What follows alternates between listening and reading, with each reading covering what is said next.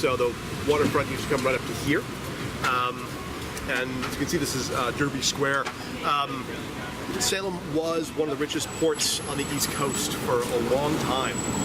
In fact, the city motto is "Furthest ports of the rich East," from the old maritime trade.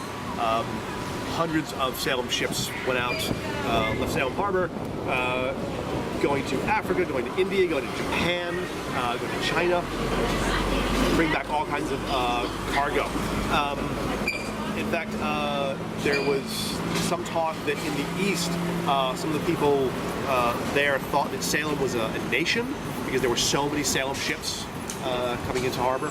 So they thought Salem was a rich and powerful foreign nation and not just a city. So Salem gets into trade pretty early. It gets interrupted during the Revolution. During the Revolution, a lot of the Salem merchant vessels get refitted as privateers, so legalize piracy, and get sent out to attack British ships and keep the whatever they capture. So all those pirate movies where you're trying to like sink the opponent's ship, you're never trying to do that. You're trying to capture the ship so you can use it and keep all the stuff. One of the prizes that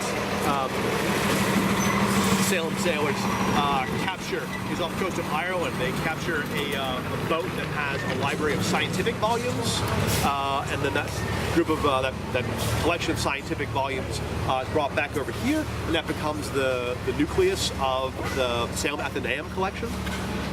So we're kind of, the Salem Athenaeum sort of founded on pirate booty, which is awesome. One of the biggest and most successful privateers in town was this guy named Elias Haskett Derby, Derby Square. Elias Haskett Derby was called King Derby because he was so rich. He made a lot of money as a merchant. Then he went into making a lot of money as a privateer. And then after the Revolution, he went back into the merchant business. Elias Haskett Derby makes most of his money in pepper. And pepper in the 1700s is a rare and fabulous spice. Pepper comes from Sumatra, halfway around the world, over by Vietnam. And he knows where it's coming from, and he doesn't want anybody else to know. It's sort of like a trade secret where pepper is coming from. And this is pepper. This is stuff that you have in a shaker on your table at home. Totally commonplace today. A couple hundred years ago, a rare and fabulous spice that no one's ever heard of. So he makes his money in pepper.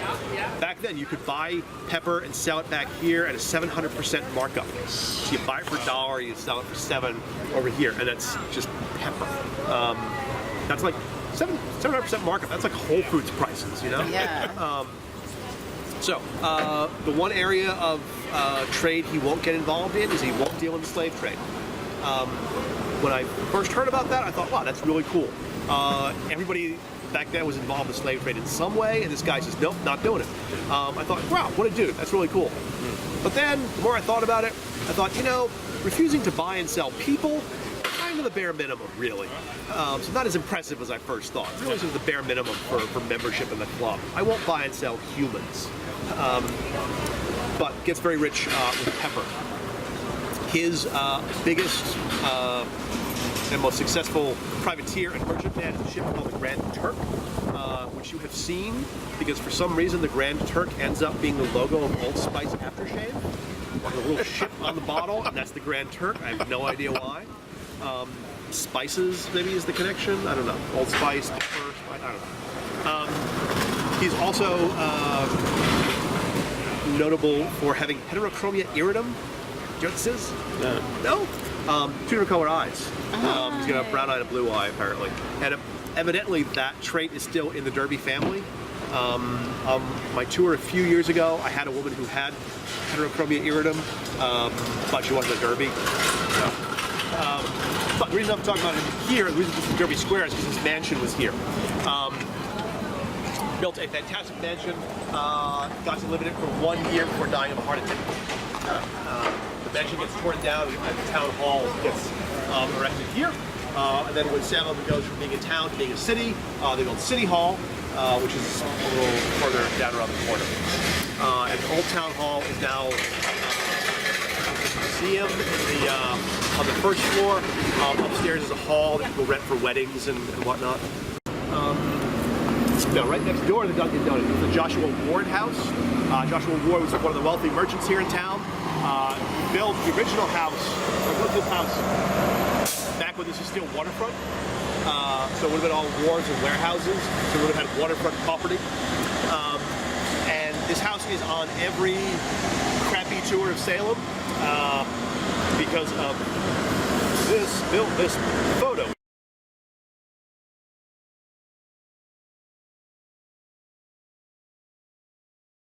The lady in black who haunts the Joshua Ward house, right? So people say, oh, well, it's a witch who lived in the house who got executed back in the 1690s or something like that. No one's really clear on what exactly the story is. The problem is that the story is that it's actually not a lady in black. It's not the ghost that haunts the Joshua Ward house. It's actually a photograph of the lady who used to live there. She and her husband were trying to do a Christmas card. So they were taking pictures, and it's a really crappy Polaroid, and she's not wearing black, she's wearing like a red or a green dress for Christmas, and that's not big crazy hair, she's standing in front of a wreath. But the story goes out that, you know, this is the woman who haunts the Joshua Ward, the lady in black who haunts the Joshua Ward house. Everyone wants to go to the haunted Joshua Ward house, the B&B today. So everyone wants to stay there because it's the women in black. Maybe I'll see the woman in black. But there is sort of a weird history about that site. Not about this house, but about a house that was on the site before it. It's very Rhode Island in that, you know, this is where it used to be, kind of way. The land used to be owned by Sheriff George Corwin, who was the guy who arrested you on charges of witchcraft back in the 1690s. And when you were arrested on charges of witchcraft, he was legally entitled to claim your property. So he had kind of a vested interest in making sure that you got accused, because he got to keep your stuff. One of the merchants who gets accused of witchcraft is a guy named Philip English, who's very wealthy and has a couple of houses, a couple of ships. He gets arrested on charges of witchcraft. Sheriff George Corwin claims all of his stuff, and Philip English is wealthy enough that when they send him to jail, he's able to pay off the jailer and escape. He goes down to New York, waits for all to blow over. Witch trials really only last like 9 months.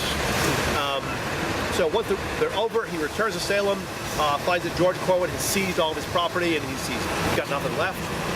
He sues to get his property back, but doesn't get very far because the sheriff is related to one of the judges, so the lawsuit's not really going to get very far. He waits. Sheriff George Corwin dies of a heart attack at age 30. Couldn't happen to a nicer guy. When George Corwin dies, Philip English digs up his body and brings it home. He then informs the family, I'm not going to release the body until you pay back what I'm owed and restore my property. According to one version of the story, he props the body up in front of the house where he's living so people can see it as they walk by. He goes back and forth with the family. The family eventually agrees to restore part of his property, not all of it, but at least some. He figures this is fair enough. He gives them back the body. He's probably just as happy to get rid of it. He's probably getting kind of stinky and nasty at that point.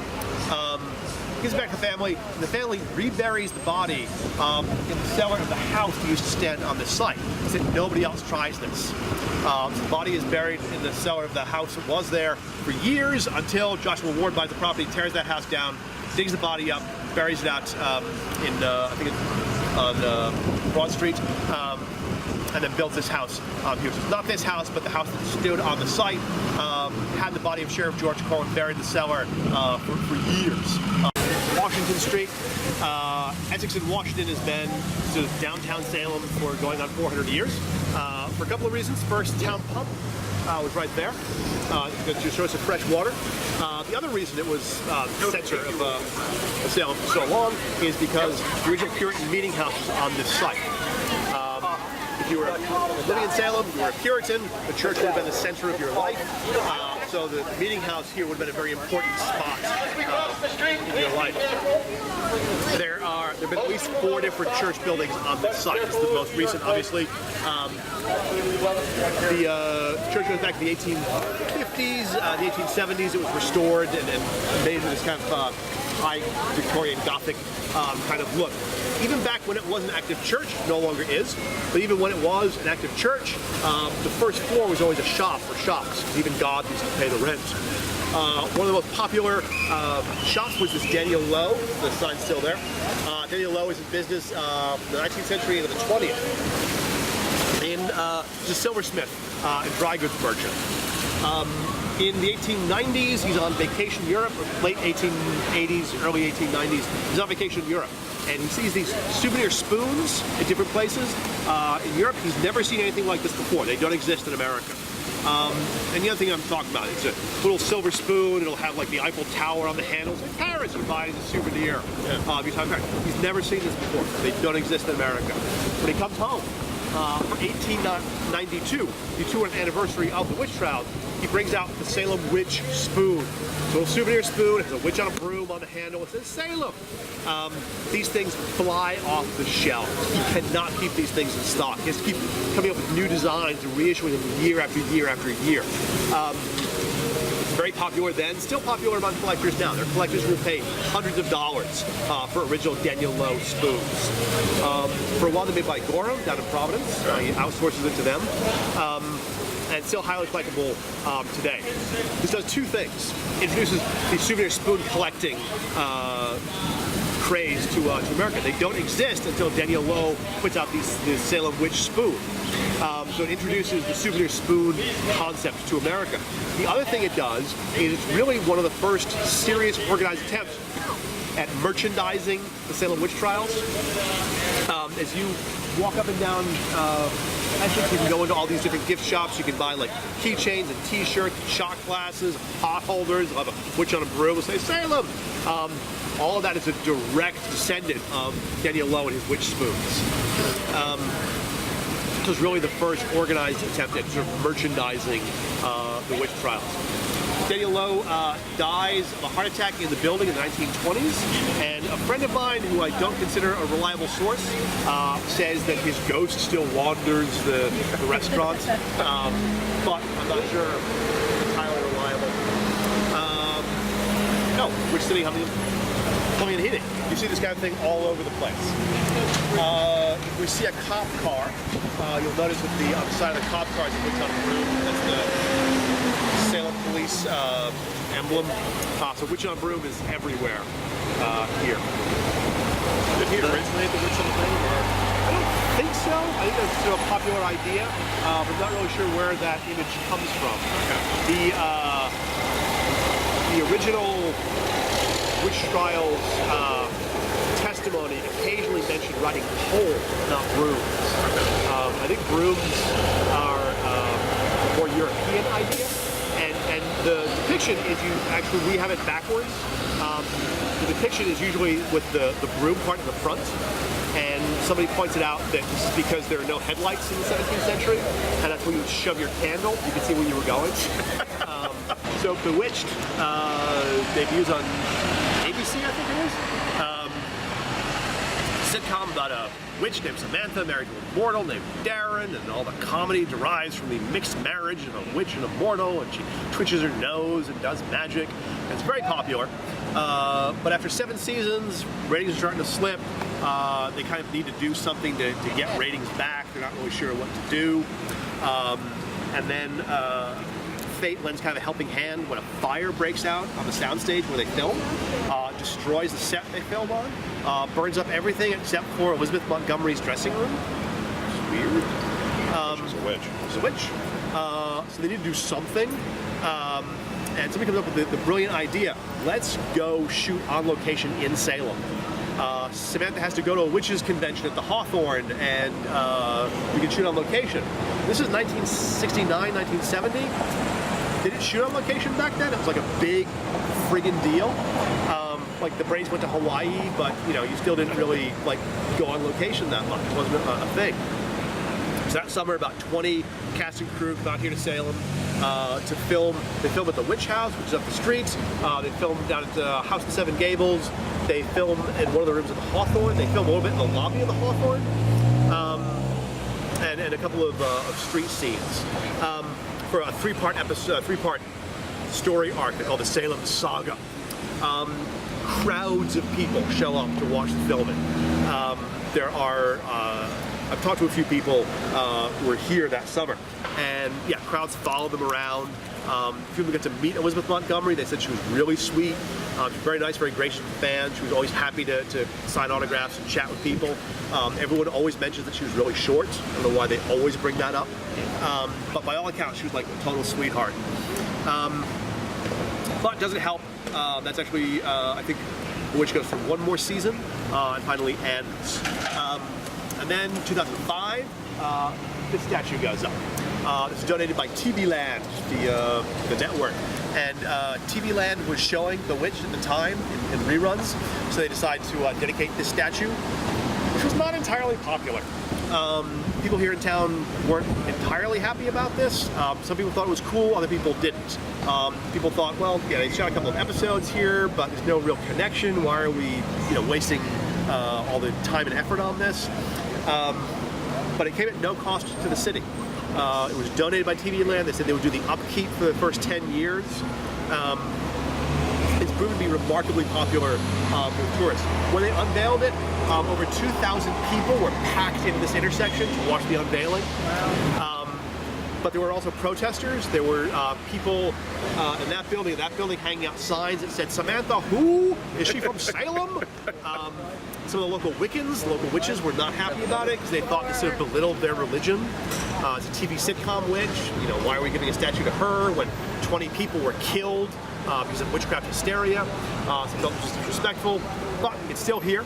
And it's really popular among tourists. Everybody always wants a picture of the friggin' Samantha statue. Hey guys, it's the end of another very long day. Can you tell? Can you tell? Charlie's the only one smiling. I guess I'm smiling. My feet hurt. Big shout out to Rory for giving us the non-tour tour. So if you're ever in Salem, ask for Rory Raven. Give him some business. He's amazing. You'll love him. He's a great tour guide. Rory writes books too. He wrote Gallows Hill, Yeah. Murder Mystery set in Salem. So if you're into mysteries, murder mysteries, or Salem in general, look out for Rory Raven. Yep. Chelsea today? There you go. You don't want Chelsea today. They're coming to check tickets. We just got on the train. Yep. You guys want Chelsea? Okay, so yeah, they just took our tickets, and I'm going to sign off for this video. So you can find me on Facebook, facebook.com/ShiveringShimmy, ShiveringShimmy on Twitter, Instagram, Tumblr, and Snapchat. If you want to send me a message, you can find me at ShiveringShimmy@gmail.com, and we will see you all later. Bye! Bye.